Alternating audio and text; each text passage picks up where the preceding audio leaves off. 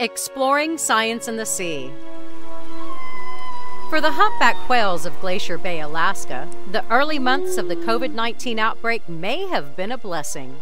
Travel bans and canceled cruises left the bay much quieter, especially during the summer tourist season.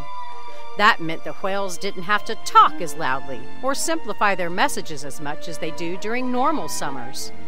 In fact, for several months the oceans got much quieter. As economies closed down, the number of cargo ships went down too.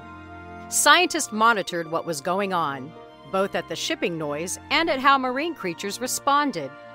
Whales use sound to navigate, locate prey, and do much more.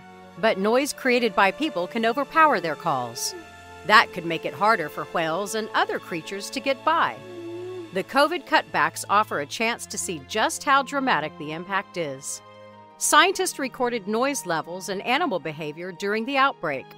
When the outbreak is over, they'll compare the observations to those made both before and after the COVID days.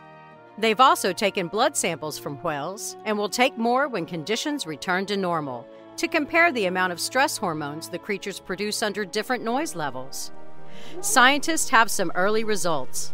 In Glacier Bay, human-generated noise was only half as intense in June of 2020 as in the previous year, and the whales spread out into regions of the bay they usually avoid.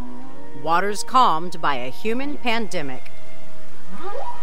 Celebrating 15 years on the air, that's Science in the Sea, a production of the University of Texas Marine Science Institute.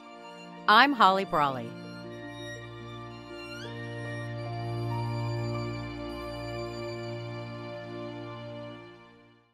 Science in the Sea is part of the Texas Podcast Network, the conversations changing the world. Brought to you by the University of Texas at Austin.